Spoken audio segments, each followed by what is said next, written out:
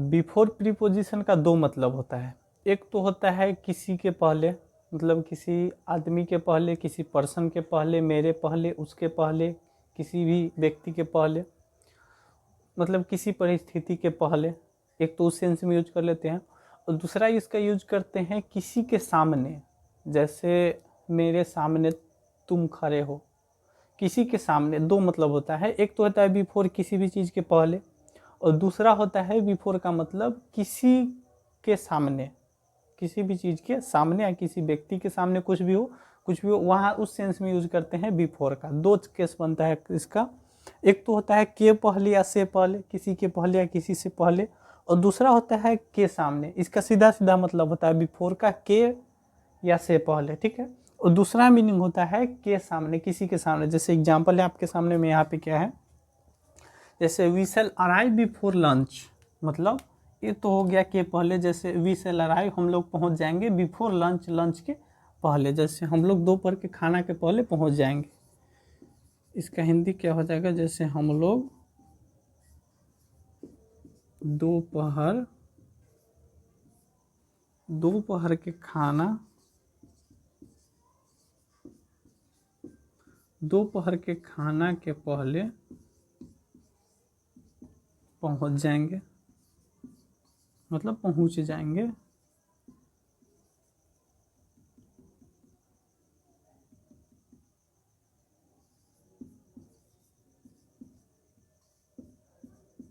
ठीक है, हम लोग दोपहर के यानी लंच के पहले हम लोग पहुंच जाएंगे। Before lunch, before lunch, lunch के पहले, खाना के पहले, यानी दोपहर खाना के पहले। उल्टा होता है, अंग्रेजी हमेशा से उल्टा होता है, ठीक है।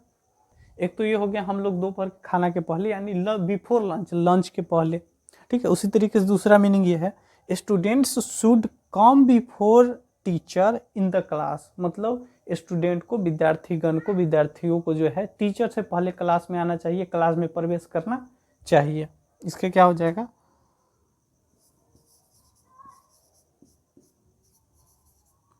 विद्यार्थियों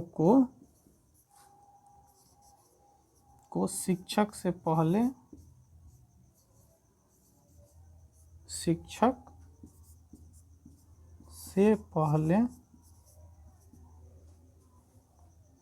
वर्ग में आना चाहिए। वर्ग में आना चाहिए या फिर प्रवेश करना चाहिए। विद्यार्थियों को, स्टूडेंट शुड कम, विद्यार्थियों को आना चाहिए बिफोर टीचर, शिक्षक से पहले, इन द क्लास, वर्ग में यानी कक्षा में। ये भी हो गया बिफोर टीचर, यानी टीचर के पहले, हमेशा उल्टा। बिफोर लंच, लंच के पहले, ठीक है।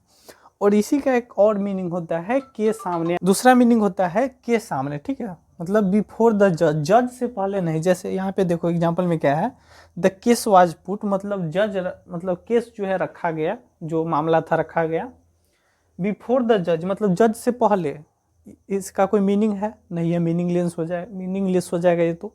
बिफोर द जज मतलब जज से पहले, मीनिंग यहाँ पे, ठीक है। यहाँ पे गजब हो जाएगा, द केस वाज पुट मतलब केस रखा गया बिफोर द जज, जज से पहले नहीं, जज के सामने।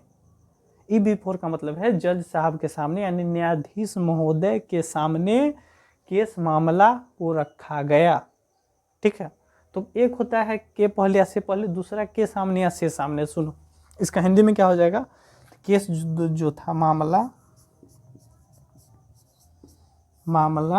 जज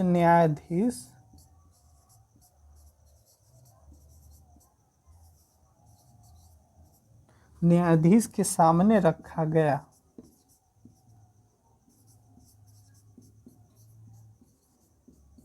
तो यहाँ पे पुट का बिफोर का मतलब है जज, बिफोर जज, जज से पहले नहीं, जज के सामने, जज के सामने वाला यहाँ पे सेंस आ रहा है, ठीक है। बिफोर जज, जज के सामने मामला रखा गया, जज के सामने, जज से पहले नहीं, ठीक है। तो दोनों मीनिंग होता है, एक तो के पहले या से पहले, और दूसरा के सामने। जैसे एक और है, she was standing before me, वह मेरे सामने खड़ा थी, वह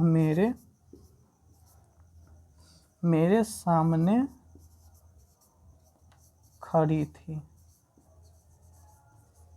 स्टैंडिंग बिफोर मी, मेरे सामने, ठीक है। तो दो सेंस में यूज करते हैं बिफोर का, एक तो के पहले सीधा सीधा मतलब होता है, दूसरा से पहले यूज करते हैं, सॉरी से पहले नहीं, के सामने, किसी के सामने, जैसे मैं आपके सामने हूँ या मैं आपके सामने था, I was before you at that time, मतलब उस समय या फिर वहाँ पे उस सिचुएशन में मैं आपके सामने था।